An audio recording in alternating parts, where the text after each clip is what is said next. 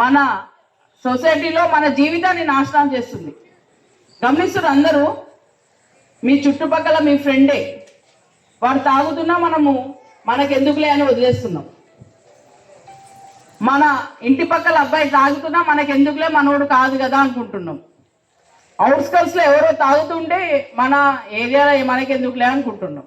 కానీ ఆ విషయాలన్నీ మీరు 100 డయల్ చేసి కానీ లోకల్ పోలీస్కి కానీ లేదంటే విలేజ్ ఎల్డర్స్ ఎవరైనా ఉంటే వాళ్ళకి చెప్పడం కానీ వాళ్ళ పేర్లు ఇవ్వడం కానీ చేయడం లేదు. అందుకే చాలా ఈజీగా, అంటే ఫస్ట్ డ్రగ్స్ అనేది ఎక్కడనో బాంబేలో లేకపోతే ఢిల్లీలో మహానగరాలలో ఉండేది. ఇప్పుడు మన హైదరాబాద్కి వచ్చింది, హైదరాబాద్ నుంచి మన టౌన్లోకి వచ్చింది, టౌన్ల నుంచి మన గ్రామాలకు వచ్చి మన ఇంటి చుట్టుపక్కల పరిసర ప్రాంతాలన్నీ దోమలాగా వచ్చేసినాయి. అవి చాలా ఈజీ యాక్సెస్ ఉన్న గాంజా పదార్థాన్ని చాక్లెట్ రూపంలో తీసుకుంటుంది. అవునా?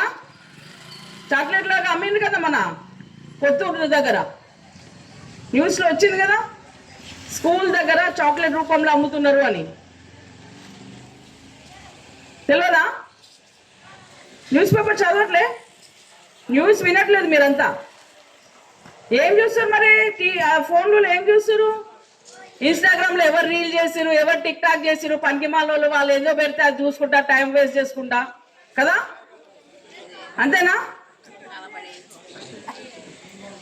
ఎప్పుడైనా ఇంగ్లీష్ పేపర్ చదవాలి, తెలుగు పేపర్ చదవాలి, English news, Hindi news, Telugu news ఖచ్చితంగా వినాలి.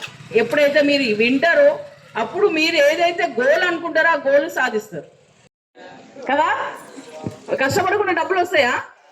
మరి రానప్పుడు వాడు ఈజీగా సులభమైన పద్ధతిలో మీరు డబ్బు సంపాదించవచ్చు అంటే మన అందరం నమ్ముతున్నామా? చదువు రానోడు నమ్ముతుండు, చదువు వచ్చినోడు నమ్ముతుండు, లక్షల డబ్బులు పోగొట్టుకుంటాడు. కాబట్టి ఎవరు కూడా ఉచితంగా ఏవి ఇవ్వరు. ఓటీపీలు అని ఇప్పుడు ఒక ఆఫీస్కి పోతే వాళ్ళ దగ్గర పోతే ఈజీగానే నీ దగ్గర పని చేయి, నీతో కలవడానికి చాలా కష్టంగా ఉంటుంది.